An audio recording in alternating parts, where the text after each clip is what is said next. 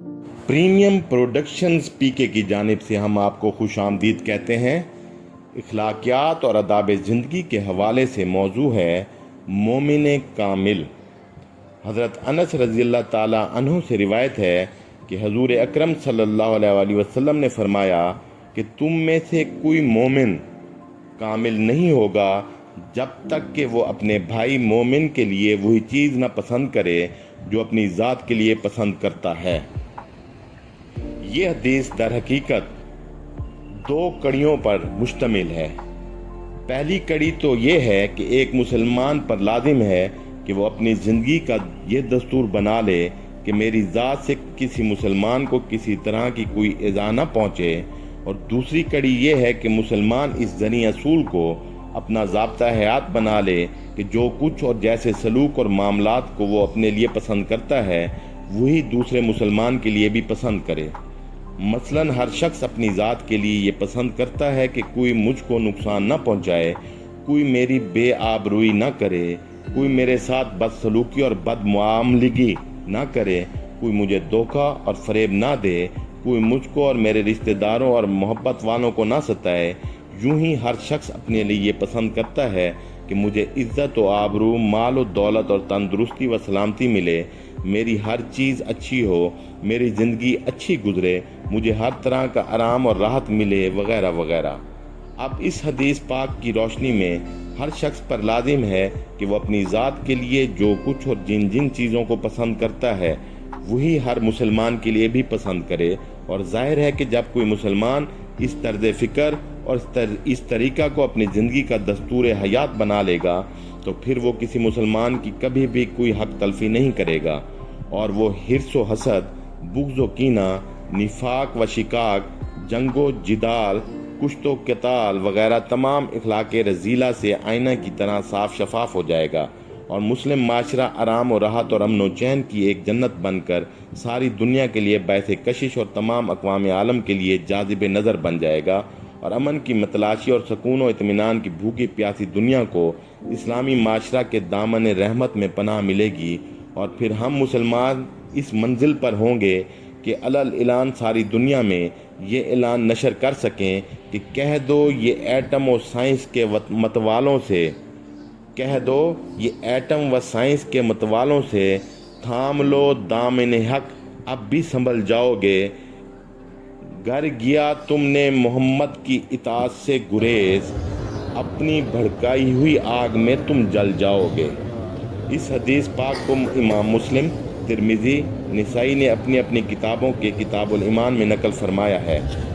इस हदीस पाक में ला योमिनु का लफ्ज़ आया है जिसका तर्जुमा ये होता है कि उस वक्त तक कोई मोमिन होगा ही नहीं जब तक कि वो अपने मुसलमान भाइयों के लिए वही चीज़ पसंद ना करे जो अपने लिए पसंद करता है। मगर इस बात पर तमाम शारहीन हदीस का इत्तफ़ाक़ है। इस हदीस में लफ्ज़ कामलन या इसका हम मायने कोई लफ्ज़ पोशीदा है और हदीस का मतलब ये है कि उस वक्त तक कोई कामिल व मुकम्मल मुसलमान नहीं होगा जब तक कि वो अपने मुसलमान भाइयों के लिए वही सब कुछ पसंद न करे जो अपनी ज़ात के लिए पसंद करता है। इस हदीस पाक में लफ्ज़ कामलन पोशीदा मानना ज़रूरी है क्योंकि ज़ाहिर है कि अगर किसी मुसलमान में ये वस्फ़ ना पाया जाए तो हरगिज़ वो दायरा इस्लाम से खारिज ना हो सकता है।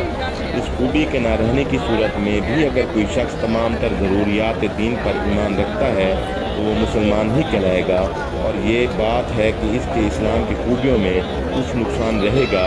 और वो हुस्न इस्लाम के कमाल से महरूम रहेगा, लिहाजा कामिल व मुकम्मल दर्जे का मुसलमान नहीं कहलाएगा। यहाँ एक बात खसूसन हदीस पाक पढ़ने और पढ़ाने वालों के लिए बहुत ही ख़ास तौर पर काबिल तवज्जो है, वो ये है कि अक्सर हदीसों में किसी एक काम को इस्लाम का निशान करार दे दिया गया है। मसलन एक हदीस में आया है कि मुसलमान वो है कि तमाम मुसलमान उसकी ज़बान और हाथ से सलामत रहें, और एक हदीस में यह वारिद हुआ कि बेहतरीन इस्लाम उस शख्स का है जो खाना खिलाए और सलाम आम करे। तो इन हदीसों का ये मतलब नहीं है कि जिस मुसलमान में इज़ा से बचने या खाना खिलाने या सलाम करने की सिफ़त पाई गई वो सिर्फ़ एक सिफ़त की वजह से मुसलमान कामिल हो गया, अगरचा वो दूसरे अमाल व अरकान इस्लाम की पाबंदी ना करता हो। इस तरह इन हदीसों का ये मतलब भी नहीं है कि बस यही एक इस्लामी काम ज़रूरी है और बाकी दूसरे अमाल इस्लाम गैर ज़रूरी हैं। معاذ اللہ ان حدیثوں کا ہرگز یہ مطلب نہیں ہے، بلکہ واقعہ یہ ہے کہ کسی ایک کام کو خاص طور پر نشان اسلام اور علامت ایمان فرما دینے سے حضور اکرم صلی اللہ علیہ وآلہ وسلم کا یہ مقصد ہوتا ہے کہ حضور اکرم صلی اللہ علیہ وآلہ وسلم اس عمل کے کسی خاص اعتبار سے بہت زیادہ اہمیت ظاہر فرمانا چاہتے ہیں۔ مثلا حضور اکرم صلی اللہ علیہ وآلہ وسلم نے ایک حدیث میں یہ فرمایا، لا صلاۃ الا بحضور القلب، نہیں ہے کوئی نماز مگر حضور قلب سے۔ تو اس حدیث کا ہرگز یہ مطلب نہیں ہے کہ بس حضور قلب ہی نماز کے درست ہونے کے لیے سب کچھ ہے، شرائط اور ارکان نماز کی کوئی ضرورت ہی نہیں ہے، بلکہ اس کا مطلب صرف اس قدر ہے کہ حضور اکرم صلی اللہ علیہ وآلہ وسلم یہ بتانا چاہتے ہیں کہ نماز میں حضور قلب کی بہت زیادہ اہمیت ہے، اور حالت نماز میں دل کی حضوری ایک بہت ہی اہم صفت ہے۔ اس طرح وہ حدیثیں جن میں چند خاص گناہوں کے متعلق یہ فرمایا گیا کہ جو ان گناہوں کو کرے وہ مومن نہیں، یا خاص اعمال صالح کے بارے میں یہ ارشاد ہوا کہ جو شخص ان اعمال کو چھوڑ دے وہ مومن نہیں، تو خوب سمجھ لیجئے کہ ان حدیثوں کا ہرگز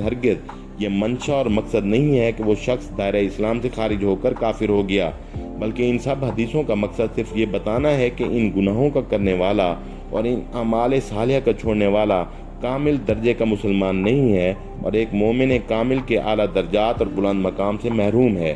یہ خوب اچھی طرح ذہن نشین کر لیجئے کہ ان حدیثوں کا مقصد قانون شرعی بیان کرنا یا کفر کا فتویٰ دینا نہیں ہے، بلکہ ان حدیثوں کا مقصد برے کاموں کی برائیوں کو بہت شدید بتا کر شدت کے ساتھ اس سے مسلمانوں کو روکنا، اور اچھے کاموں کی اچھائی کو بہت زیادہ بتا کر اس کام پر مسلمانوں کو رغبت دلانا ہے۔ در حقیقت کلام نبوت کے طرز خطاب کی خصوصیات سے ناواقفیت اور ان حدیثوں کے اصل مفہوم سے بے خبری ہی کا نتیجہ ہے کہ فرقہ معتزلہ اور خوارج نے ان حدیثوں کے ظاہری معنی مراد لے کر گناہگار مسلمانوں کو دائرہ اسلام سے خارج ہونے کا فتویٰ دے دیا اور خود گمراہی کے انتہائی گہرے غار میں گر پڑے۔ اسی طرح اس زمانے کے بعد جاہل مبلغ جو حدیثوں کا صرف ترجمہ پڑھ کر تبلیغ کرنے لگے ہیں، وہ بھی اپنی جہالت سے ان حدیثوں کا یہی مطلب بتاتے پھرتے ہیں۔ مثلا تارک نماز مسلمان ہی نہیں، جس میں عہد و امانت کی پابندی نہ ہو وہ مسلمان ہی نہیں، حالانکہ حدیث کا یہ مطلب بالکل ہی غلط ہے، کیونکہ تارک نماز یقیناً مسلمان ہے، اور یہ اور بات ہے کہ وہ کامل درجے کا مسلمان نہیں۔ اس طرح عہد و امانت کی پابندی نہ کرنے والا اگرچہ گناہگار ہے مگر بلا شبہ وہ مسلمان ہے۔ بہرکیف علماء اہل سنت کا فرض ہے کہ وہ جب ان قسم کی حدیثوں کو بیان فرمائیں تو ان کی حقیقی پوزیشن کو تفصیل کے ساتھ ضرور واضح کر دیں، تاکہ خالی الذہن عوام گمراہی کا شکار نہ ہوں، اور عوام کا فرض ہے کہ وہ جاہل مبلغوں کو ہرگز منبر رسول صلی اللہ علیہ وآلہ وسلم پر آنے نہ دیں اور کبھی بھی ان کا واعظ نہ سنیں، ورنہ بہت بڑا خطرہ ہے کہ ان جاہلوں کی زبان سے حدیثوں کا غلط مطلب سن کر کہیں سامعین کا عقیدہ خراب اور ان کا ایمان برباد نہ ہو جائے۔ من آن چائے شرط ابلاغ است باتومی گویم، تو ہوا از سخنم پند گیرو خواہ و ملال۔